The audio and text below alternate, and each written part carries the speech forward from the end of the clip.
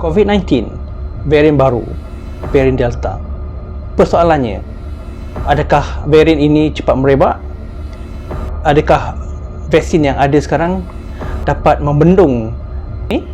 Dan adakah ia menyebabkan simptom-simptom yang lebih teruk dan menyebabkan banyak kematian? Kita akan kupas dengan lebih lanjut. Stay tune.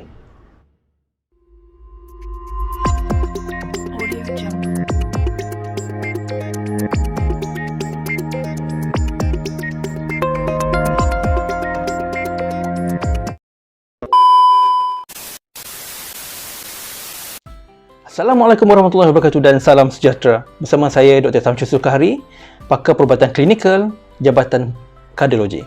Di masa sekarang kita diserang oleh varian baru iaitu varian Delta atau dikenali sebagai B1672 yang bukan sahaja menyerang di Malaysia, malah di seluruh dunia. Persoalan di sini, adakah varian baru ini lebih cepat merebak dan adakah vaksin yang ada sekarang dapat mengawal varian baru ini? Dan persoalan yang ketiga, adakah ia menyebabkan simptom yang lebih teruk dan menyebabkan kadar kematian yang lebih tinggi? Saya akan menerangkan dengan lebih lanjut persoalan-persoalan tersebut. Varian baru ini mula dijumpai di Maharashtra, Barat India pada bulan Oktober 2020 dan sekarang sudah merebak di seluruh dunia, tak terkecuali di Malaysia.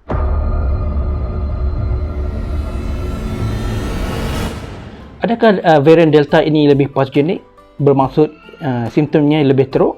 Jawapannya adalah iya. Varian Delta ini dianggap ancaman terbesar. Dilaporkan telah menular ke hampir 100 negara. Sekaligus menjadi varian ini COVID-19 dominan ketika ini, terutama di negara seperti UK, Portugal, Afrika Selatan dan Rusia. Di Malaysia, hasil penjujukan genom telah mengesan 40 kes jangkitan COVID-19 dengan varian baru ini setakat 30 Jun 2021. Varian Delta ini merebak dengan cepat dengan nilai keboleh jangkitan RT antara 5 hingga 8 berbanding varian lain iaitu nilai RT sekitar 2.5 hingga 3. Dan keboleh jangkitan varian Delta boleh berlaku dalam masa 15 saat saja. Dan jangkitan ini melalui udara. Ini adalah mesej kepada anda. Varian Delta ini adalah berbeza berbanding dengan virus Wuhan yang terdahulu. Reseptor binding domain ini akan membenarkan virus menggunakan spike protein dan akan mengikat ACE2 reseptor di dalam badan. Dan ini adalah kunci analog di mana virus akan bergabung di dalam sel membran dan proses cleavage iaitu pemotongan berlaku. Bermaksud enzim di dalam sel membran. Enzim ini akan memotong spike protein tersebut kepada dua bahagian dan kemudian akan menyebabkan sel tersebut memakan virus tersebut. Varian Delta ini juga adalah licik.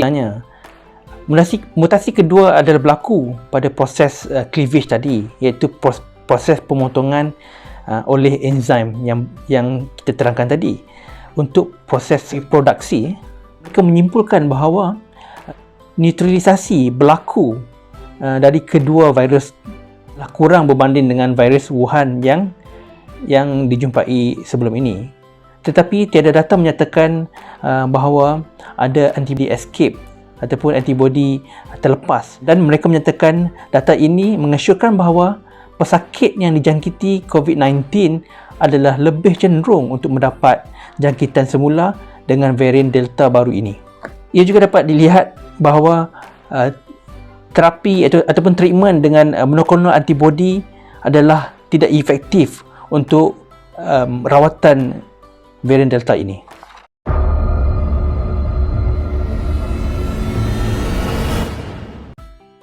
Adakah vaksin dapat mengawal varian Delta? Jawapannya adalah ya. Mengikut kajian daripada Public Health England, vaksin Pfizer dengan 2 dos dapat mengawal simptom jangkitan kepada lebih 88% dan 96% kadar kemasukan ke hospital.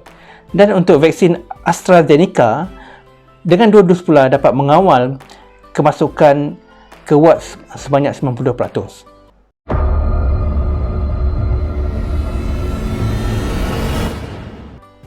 Untuk Untuk varian Delta, adakah simptom-simptom dia berbeza? Daripada kajian COVID-19 menunjukkan simptom yang berbeza terutama pada kalangan usia muda.